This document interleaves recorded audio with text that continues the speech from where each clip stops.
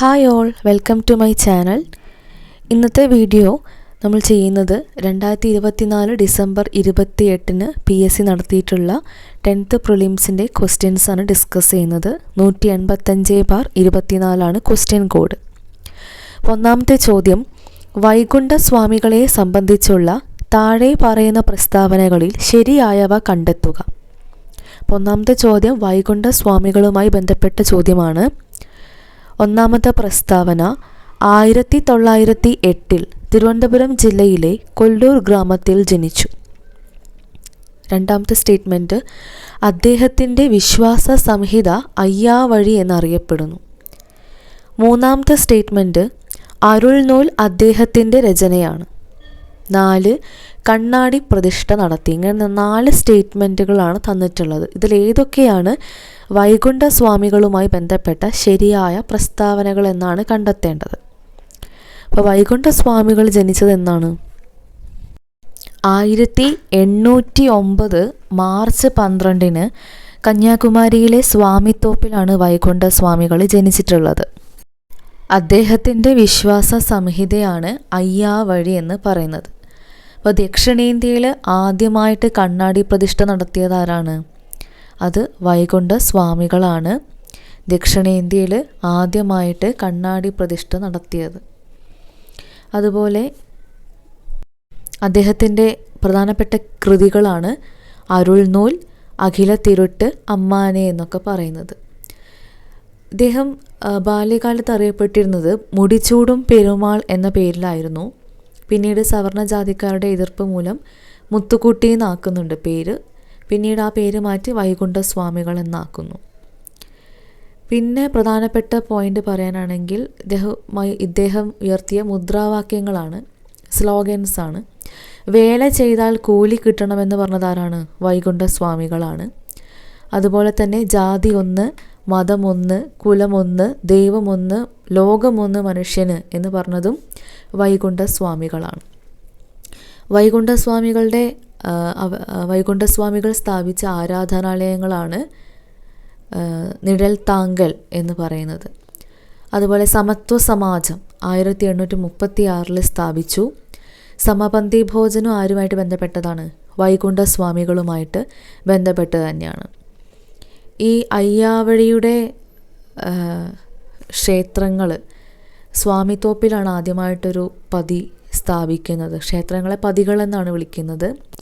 തുവയൽ പന്തി കൂട്ടായ്മ, മുന്തിരി കിണർ ഒക്കെ വൈകുണ്ഠ സ്വാമികളുമായിട്ട് ബന്ധപ്പെട്ടതാണ്. സമ്പൂർണ്ണദേവൻ എന്നും അറിയപ്പെടുന്നു. 1838 ശിങ്കാരത്തോപ്പിൽ സ്വാതി തിരുനാൾ തടവിലാക്കിയിട്ടുള്ള നവോത്ഥാന നായകനാണ്. പിന്നീട് 1839 വൈകുണ്ഠ സ്വാമികളുടെ ശിഷ്യനായിട്ടുള്ള തൈക്കാട് അയ്യയുടെ നിർദ്ദേശപ്രകാരമാണെന്ത്?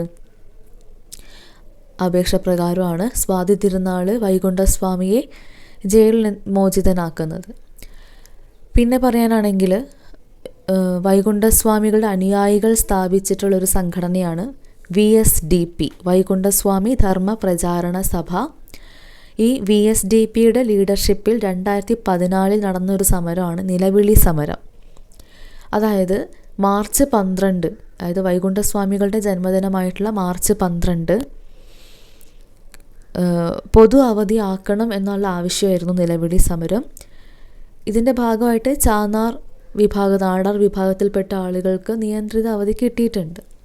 ചാന്നാർ ലഹള 1822 ഒന്നാം ചാന്നാർ ലഹളയ്ക്ക് നേതൃത്വം കൊടുത്ത നവോത്ഥാന നായകൻ ചോദിച്ചാലും വൈകുണ്ഠ സ്വാമികളാണ് ഉത്തരമായിട്ട് വരുന്നത്. നമ്മുടെ ക്വസ്റ്റ്യനിലേക്ക് പോകാം. അപ്പോൾ ഇവിടുത്തെ ഒന്നാമത്തെ സ്റ്റേറ്റ്മെൻറ്റ് ഇതാണ്: 1908 തിരുവനന്തപുരം ജില്ലയിലെ കൊല്ലൂർ ഗ്രാമത്തിൽ ജനിച്ചു എന്നാണ് പറയുന്നത്. അപ്പോൾ ഈ ഒരു സ്റ്റേറ്റ്മെൻറ്റ് എന്താണ്? തെറ്റാണ്. 1809 ജനിച്ചിട്ടുള്ളത്. മാത്രമല്ല കന്യാകുമാരിയിലെ സ്വാമിത്തോപ്പിലാണ് ജനിച്ചത്. അപ്പോൾ ഒന്ന് ശരിയെന്ന് കാണിക്കുന്ന ഓപ്ഷൻസ് നമുക്ക് ഡിലീറ്റ് ചെയ്യാം. എല്ലാം ശരി ഒഴിവാക്കാം, A ഓപ്ഷനും ഒഴിവാക്കാം.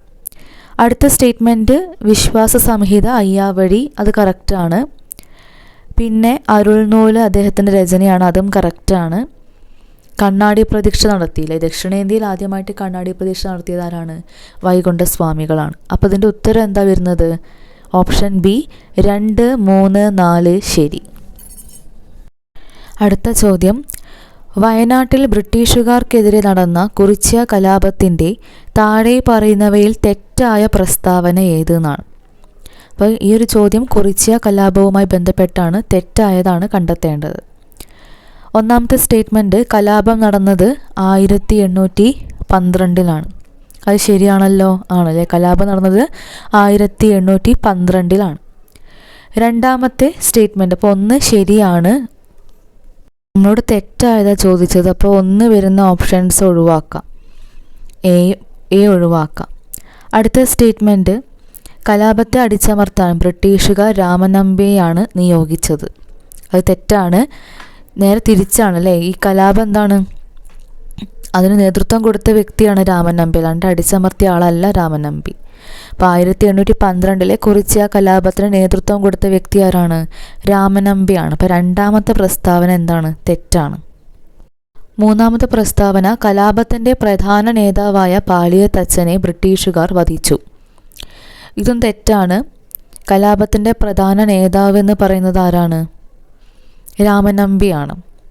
അടുത്ത സ്റ്റേറ്റ്മെൻറ്റ് വട്ടത്തൊപ്പിക്കാരെ നാട്ടിൽ നിന്നും പുറത്താക്കുക എന്ന മുദ്രാവാക്യം കലാപകാരികൾ ഉയർത്തി. ആ ഒരു സ്റ്റേറ്റ്മെൻറ്റ് ശരിയാണ്. അപ്പോൾ ഇതിൽ തെറ്റായിട്ടുള്ളത് ഏതൊക്കെയാണ്?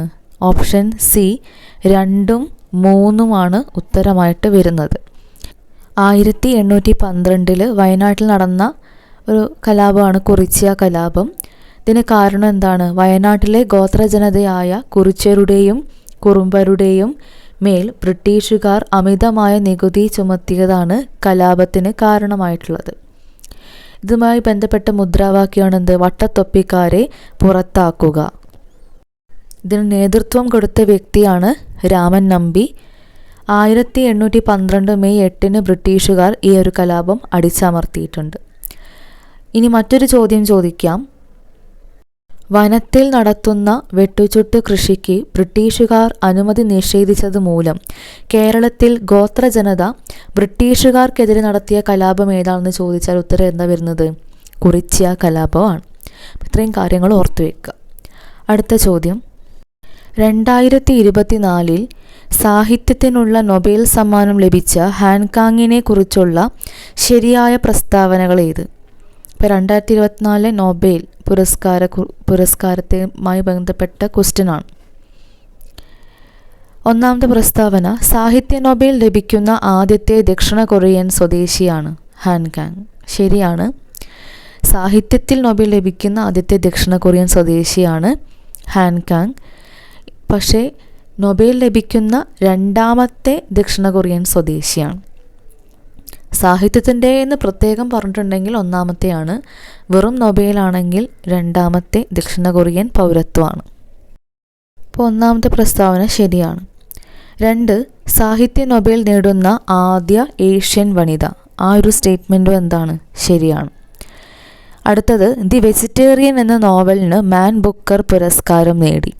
മൂന്നാമത്തെ പ്രസ്താവന അതും കറക്റ്റാണ്. 2016 വിൻ ചെയ്തിട്ടുണ്ടായിരുന്നത്. നാലാമത്തെ പ്രസ്താവന ദി വൈറ്റ് ബുക്ക് അവരുടെ ആത്മകഥാപരമായിട്ടുള്ള രചനയാണ്. അപ്പോൾ ഈ ഒരു ക്വസ്റ്റ്യനിൽ 4 സ്റ്റേറ്റ്മെൻറ്റും കറക്റ്റാണ്. അപ്പോൾ നമുക്ക് 2024 നൊബേൽ പുരസ്കാരങ്ങളൊന്ന് നോക്കാം. 6 വിഷയങ്ങൾക്കാണ് നൊബേൽ പുരസ്കാരങ്ങൾ കൊടുക്കുന്നത്. ഫിസിക്സ് 2024 പുരസ്കാരം നേടിയത് John J Hopfield, Geoffrey E Hinton. John J Hopfield, Geoffrey E Hinton ആണ് 2024 ഭൗതികശാസ്ത്ര നൊബേൽ നേടിയിട്ടുള്ളത്. അപ്പോൾ ഇവർക്ക് എന്തിനാണ് കിട്ടിയതെന്ന് ചോദിച്ചാൽ കൃത്രിമ ന്യൂറൽ നെറ്റ്വർക്കുകൾ ഉപയോഗിച്ച് മെഷീൻ ലേണിംഗ് പ്രാപ്തമാക്കുന്ന അടിസ്ഥാന കണ്ടെത്തലുകൾക്കും കണ്ടുപിടുത്തങ്ങൾക്കുമാണ് നൊബേൽ കിട്ടിയിട്ടുള്ളത്. അടുത്തത് മെഡിസിൻ വിഭാഗത്തിൽ നൊബേൽ പുരസ്കാരം ലഭിച്ചത് Victor Ambros, Gary Ruvkun. Victor ആംബ്രോസിനും ഗാരി റൗക്കുനുമാണ് മെഡിസിന് 2024 നൊബേൽ പുരസ്കാരം ലഭിച്ചത്. ഇവർക്ക് കിട്ടിയത് എന്തിനാണ്? മൈക്രോ RNAയുടെ കണ്ടെത്തലിനും അതുപോലെ പോസ്റ്റ് ട്രാൻസ്ക്രിപ്ഷണൽ ജീൻ നിയന്ത്രണത്തിൽ അതിൻ്റെ പങ്കും കണ്ടെത്തിയതിനാണ് പുരസ്കാരം കിട്ടിയിട്ടുള്ളത്. മൂന്നാമത്തേത് കെമിസ്ട്രിക്കുള്ള നൊബേൽ പുരസ്കാരമാണ്. 3 പേർക്കാണ് കെമിസ്ട്രിക്ക് കിട്ടിയത്. David Baker, Demis Hassabis, John Jumper. ഇവർക്ക് കിട്ടിയിട്ടുള്ളത് ഒന്ന് കമ്പ്യൂട്ടേഷണൽ പ്രോട്ടീൻ ഡിസൈനിന്, ഡേവിഡ് ബേക്കറിന് കമ്പ്യൂട്ടേഷണൽ പ്രോട്ടീൻ ഡിസൈനും മറ്റ് 2 പേർക്ക് പ്രോട്ടീൻ സ്ട്രക്ചർ പ്രെഡിക്റ്റ് ചെയ്തതിനുമായിട്ടാണ് നൊബേൽ പുരസ്കാരം കൊടുത്തിട്ടുള്ളത്. സാഹിത്യ നൊബേൽ, അതായിരുന്നു നമ്മുടെ ചോദ്യം, കിട്ടിയത് ആർക്കാണ്? ഹാൻകാങ് ആണ്, ദക്ഷിണ കൊറിയൻ സ്വദേശിയാണ്. അടുത്ത സമാധാനം, ഇതും ഇമ്പോർട്ടൻ്റ് ആയിരുന്നു. അപ്പോൾ സമാധാനത്തിനുള്ള പുരസ്കാരം കിട്ടിയിട്ടുള്ളത് ജപ്പാനിലെ ഹിരോഷിമയിലും നാഗസാക്കിയിലും അണുബോംബ് ആക്രമണത്തിലെ അതിജീവിതരുടെ സന്നദ്ധ സംഘടനയാണ് നിഹോൻ ഹിഡാൻക്യോ.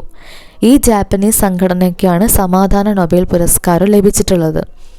അപ്പോൾ ഈ ഒരു സംഘടനയുടെ പേര് വളരെ ഇമ്പോർട്ടൻ്റ് ആണ്, നിഹോൻ ഹിഡാൻക്യോ. അടുത്തത് സാമ്പത്തിക നൊബേലാണ്. സാമ്പത്തിക നൊബേൽ ലഭിച്ചത് 3 പേർക്കാണ്. Daron Acemoglu, Simon Johnson, James A Robinson. ഈ 3 പേർക്കാണ് സാമ്പത്തിക നൊബേൽ കിട്ടിയിട്ടുള്ളത്. അപ്പോൾ ഇവർക്ക് നൊബേൽ പുരസ്കാരം ലഭിച്ചത് സ്ഥാപനങ്ങളുടെ രൂപപ്പെടലും അഭിവൃദ്ധിയും സംബന്ധിച്ച പഠനങ്ങൾക്കാണ്. ഇങ്ങനെ 6 വിഷയങ്ങൾക്കാണ് 2024 നൊബേൽ പുരസ്കാരം നൽകിയിട്ടുള്ളത്. അടുത്ത ചോദ്യം, താഴെ പറയുന്നവയിൽ ശരിയായ ജോഡി കണ്ടെത്തുക. INC സമ്മേളനവുമായി ബന്ധപ്പെട്ട ചോദ്യങ്ങളാണ്. ഒന്നാമത്തെ സ്റ്റേറ്റ്മെൻറ്റ് 1885 INC സ്ഥാപിച്ചു. അപ്പോൾ ഒന്നാമത്തെ സ്റ്റേറ്റ്മെൻറ്റ് കറക്റ്റാണ്. INC സ്ഥാപിച്ചത് 1885 രണ്ടാമത്തേത് 1907 സൂററ്റ് സമ്മേളനത്തിൽ കോൺഗ്രസിൻ്റെ പിളർപ്പ്. അപ്പോൾ രണ്ടാമത്തെ പ്രസ്താവനയും ശരിയാണ്. 1907 സൂററ്റിലായിരുന്നു സമ്മേളനം ഉണ്ടായിരുന്നത്. ആ സമയത്താണ് മിതവാദികളും തീവ്രവാദികളും തമ്മിൽ പിരിഞ്ഞത്. അടുത്തത് 1934 ഗാന്ധിജി കോൺഗ്രസ് പ്രസിഡന്റ് ആയി. ഈ ഒരു സ്റ്റേറ്റ്മെൻറ്റ് തെറ്റാണ്. അപ്പം ഇതിൽ മൂന്നാമത്തെ പ്രസ്താവന തെറ്റാണ്. ഇപ്പോൾ 3 എന്നുള്ള ഓപ്ഷൻ ഒഴിവാക്കിയാൽ C ഒഴിവാക്കാം, B ഒഴിവാക്കാം, D ഒഴിവാക്കാം. ആൻസർ എന്താണ്? A ആണ്. 1, 2, 4 ശരി. അപ്പോൾ നാലാമത്തെ സ്റ്റേറ്റ്മെൻറ്റ് വായിക്കേണ്ടത് തന്നെ കറക്റ്റ് കിട്ടി. എന്നാലും നോക്കാം. നാലാമത്തെ സ്റ്റേറ്റ്മെൻറ്റ് 1929 INC ലാഹോർ സമ്മേളനം കറക്റ്റാണ്. അപ്പോൾ 1885 ബോംബെയിൽ വെച്ചിട്ടായിരുന്നു ആദ്യത്തെ INC സമ്മേളനം. അതിൻ്റെ അധ്യക്ഷൻ WC ബാനർജി ആയിരുന്നു. പിന്നീട് 1907 സമ്മേളനം സൂററ്റ് സമ്മേളനം. അന്ന് അധ്യക്ഷനായിരുന്നത് റാഷ് ബിഹാരി ഘോഷാണ്. ആ സമയത്ത് INC എന്ത് ചെയ്തു? മിതവാദികളും തീവ്രവാദികളുമായിട്ട് സ്പ്ലിറ്റ് ചെയ്യപ്പെട്ടു. പിന്നെ പറഞ്ഞിട്ടുള്ളത് 1929 ലാഹോർ സമ്മേളനം. അതിൻ്റെ അധ്യക്ഷൻ ആരാണ്? ജവഹർലാൽ നെഹ്റു ആണ്. ഇനി ഗാന്ധിജി അധ്യക്ഷനായിട്ടുള്ള INC സമ്മേളനം ഏതാണ്? 1924 ബെൽഗാം സമ്മേളനമാണ് ഗാന്ധിജി INC പ്രസിഡൻ്റ് ആയിട്ടുള്ളത്. ഇനി അടുത്ത ചോദ്യം 2024 നടന്ന ബ്രിക് ഉച്ചകോടിയുമായി ബന്ധപ്പെട്ട താഴെ കൊടുത്തിരിക്കുന്ന പ്രസ്താവനകളിൽ ശരിയേത്? കറണ്ട് അഫെയർ ചോദ്യമാണ്. 2024 ബ്രിക്സ് ഉച്ചകോടിയുമായി ബന്ധപ്പെട്ട ചോദ്യമാണ്. ഒന്നാമത്തെ സ്റ്റേറ്റ്മെൻറ്റ് 16ാം ഉച്ചകോടിയാണ് കസാനിൽ നടന്നത്. കസാൻ സ്ഥിതി ചെയ്യുന്നത് ചൈനയിലാണ്. ബ്രിക്സിൻ്റെ ആസ്ഥാനം ന്യൂഡൽഹിയാണ്. 2009 ബ്രിക്സ് രൂപം കൊണ്ടത്. അപ്പോൾ ഇതിൽ ഏതൊക്കെയാണ് ശരി എന്നുള്ളതാണ്. ഇപ്പോൾ 2024 കഴിഞ്ഞത് 16ാമത്തെ ബ്രിക്സ് ഉച്ചകോടിയാണ്. അപ്പോൾ ഒന്നാമത്തെ ആ സ്റ്റേറ്റ്മെൻറ്റ് എന്താണ്? ശരിയാണ്. കസാൻ എന്ന് പറയുന്ന സ്ഥലത്താണ്, പക്ഷെ അത് ചൈനയിലല്ല, റഷ്യയിലാണ്. അപ്പോൾ 2024 ബ്രിക്സ് ഉച്ചകോടിയുടെ വേദി എവിടെയായിരുന്നു? Kazan, Russia. 16ാം ഉച്ചകോടി ആയിരുന്നു. അപ്പം രണ്ടാമത്തെ സ്റ്റേറ്റ്മെൻറ്റ് അതിൽ തെറ്റാണ്. അപ്പം നമുക്ക് ഓപ്ഷൻ A, B ഡിലീറ്റ് ചെയ്യാം. 2 തെറ്റായതുകൊണ്ട് അത് 2 ഡിലീറ്റ് ചെയ്യാം. മൂന്നാമത്തെ എന്താ? ബ്രിക്സിൻ്റെ ആസ്ഥാനം ന്യൂഡൽഹിയാണ്. ആ ഒരു സ്റ്റേറ്റ്മെൻറ്റ് തെറ്റാണ്. ബ്രിക്സിൻ്റെ ആസ്ഥാനം എവിടെയാണ്? ഷാങ്കായ്, ചൈനയിലാണ്. പിന്നെ ബ്രിക്ക് 2009 ഫോം ചെയ്തു. പക്ഷെ ആ സമയത്ത് 4 രാജ്യങ്ങൾ മാത്രം, ബ്രസീൽ, റഷ്യ, ഇന്ത്യ, ചൈന മാത്രമായിരുന്നു, ബ്രിക്ക് മാത്രമായിരുന്നു പിന്നീട് 2010 സൗത്ത് ആഫ്രിക്കയും കൂടി ചേർന്ന് ബ്രിക്സ് ആവുന്നത്. അപ്പോൾ ആ സമയത്തൊക്കെ 5 രാജ്യങ്ങളായിരുന്നു. പിന്നീട് 5 രാജ്യങ്ങൾ കൂട്ടിച്ചേർക്കപ്പെട്ടു. ഏതൊക്കെ രാജ്യങ്ങളായിരുന്നു? Egypt, Ethiopia, Iran, Saudi Arabia, UAE. ഇപ്പോൾ റീസെൻ്റായിട്ട് ഈ ജനുവരി 8 ഇന്തോനേഷ്യ കൂടി ബ്രിക്സിൽ അംഗമായിട്ടുണ്ട്. ഇപ്പോൾ ടോട്ടൽ 11 അംഗങ്ങളായിട്ടുണ്ട്. പുതിയ അപ്ഡേറ്റാണ്. ഇതുവരെ 10 അംഗങ്ങളായിരുന്നു ബ്രിക്സിലുണ്ടായിരുന്നത്. ഇപ്പോൾ ഇന്തോനേഷ്യ കൂടി ബ്രിക്സിൻ്റെ ഭാഗമാണ്. 2025 ബ്രിക്സ് ഉച്ചകോടിയുടെ അധ്യക്ഷത വഹിക്കുന്നത് ആരാണ്? ബ്രസീലാണ്. 2024 റഷ്യ, 2025 ബ്രസീലാണ്. അപ്പോൾ ഈ 2023 അതിൻ്റെ വേദിയായിരുന്നത് ജോഹാനസ്ബർഗ് ആയിരുന്നു, ദക്ഷിണാഫ്രിക്കയിൽ. ഈ ബ്രിക്സിലെ അംഗങ്ങളുടെ പ്രത്യേകത എന്താണ്? ബ്രിക്സിൻ്റെ ഒരു പ്രത്യേകത എന്ന് പറയുന്നത് ലോക ജനസംഖ്യയുടെ 45% ഈ രാജ്യങ്ങളിലാണ് എന്നുള്ളതാണ്. GDPയുടെ 37.3% കോൺട്രിബ്യൂട്ട് ചെയ്യുന്നത് ഈ രാഷ്ട്രങ്ങളാണ്. അതുകൊണ്ട് തന്നെ ഈ കൂട്ടായ്മയ്ക്ക് വളരെയധികം പ്രാധാന്യമുണ്ട്. പിന്നെ നമ്മൾ ഡിസ്കസ് ചെയ്തത് 5 ചോദ്യങ്ങളും അതുമായി ബന്ധപ്പെട്ട കണക്റ്റഡ് ഫാക്ട്സുമാണ്. അപ്പോൾ അതിന് നൊബേൽ പുരസ്കാരം ചോദിച്ചിട്ടുണ്ട്. അപ്പോൾ അവിടെ സാഹിത്യം ചോദിച്ചു. അപ്പോൾ ഇനി വരാൻ പോകുന്ന എക്സാമിന് വേറെ ഫീൽഡായിരിക്കാൻ ചോദിക്കുന്നത്. അപ്പോൾ ഈ ഒരു വീഡിയോ എല്ലാവർക്കും യൂസ്ഫുൾ ആയിട്ടുണ്ടെന്ന് വിചാരിക്കുകയാണ്. നിങ്ങളുടെ ഒപ്പീനിയൻ നിങ്ങൾക്ക് കമൻറ്റ് ബോക്സിൽ പറയാം. So thank you so much for watching the video.